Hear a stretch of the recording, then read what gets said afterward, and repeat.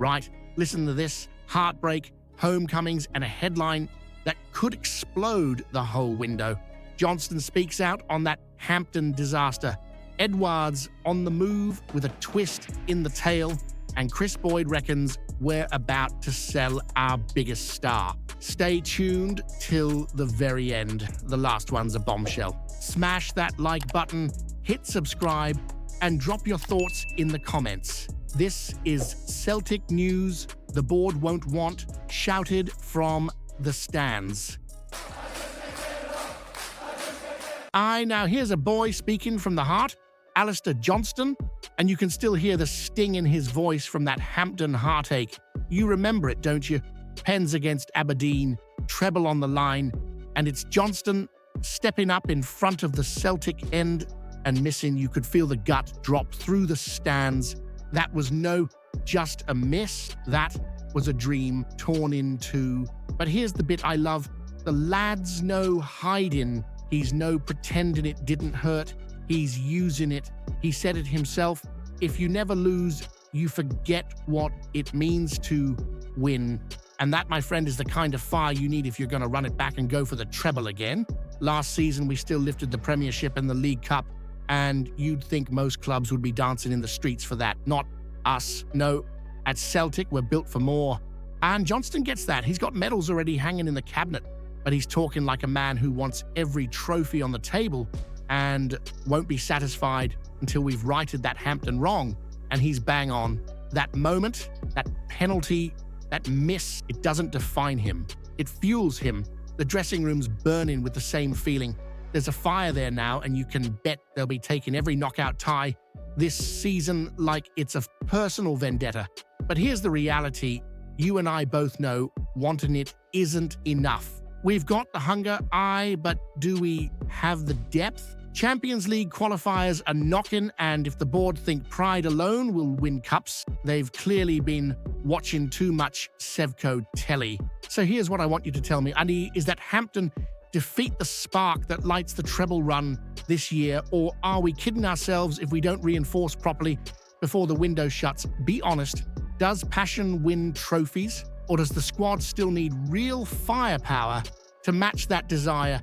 Hit like, smash that subscribe, and let's make sure this video lands in front of every Celtic daft mate you've got.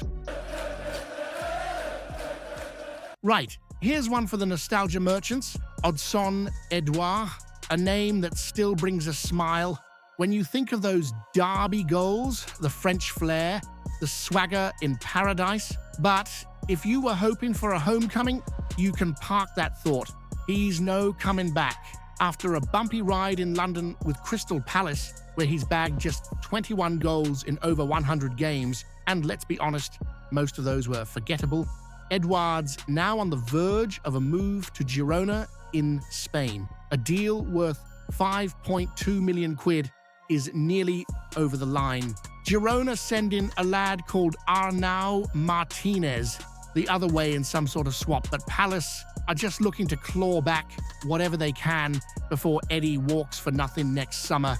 He had a nightmare at Leicester on loan, barely kicked a ball, didn't impress, and came back to Selhurst only to be told by Glasner that he wasn't in the plans. Oofed. And there was a wee flicker of a rumour about a return to Celtic, but that fizzled quicker than Sevco's title hopes in February. It's a weird one, isn't it? A player who lit up Parkhead, scored in Europe, and made Ibrox his playground, now struggling to find his feet at mid-table clubs and being shipped off like a bad Amazon order. Girona barely stayed up last year, and their form's been more erratic than the VAR room on Derby Day. And here's the clincher. While folk were whispering about bringing him back, Brendan and the board clearly never even blinked.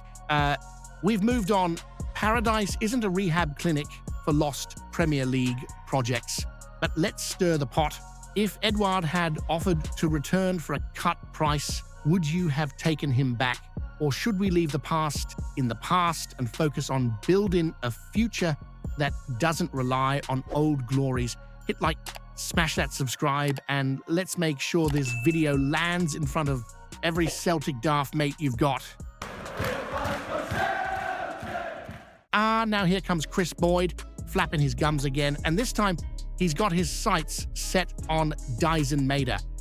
The same Maeda who tore defenses apart last season, scored 33 goals, and was basically running rings around Boyd's beloved Sevco for fun. But now Boyd's saying he wouldn't be surprised if Celtic sold him, if a massive offer comes in.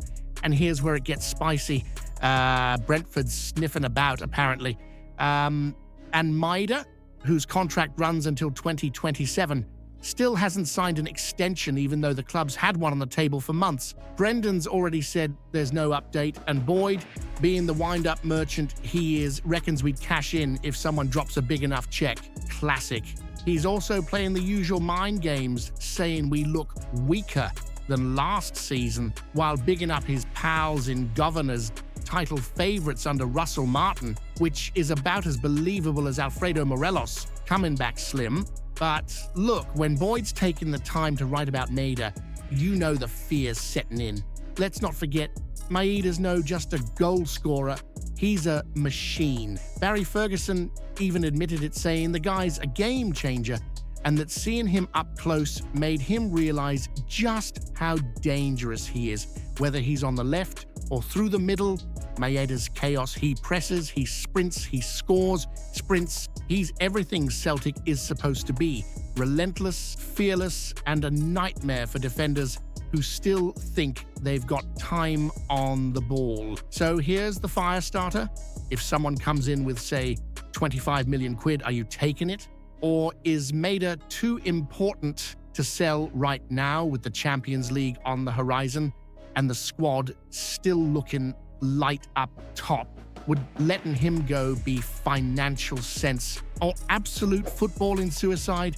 Hit like, smash that subscribe, and let's make sure this video lands in front of every Celtic daft mate you've got.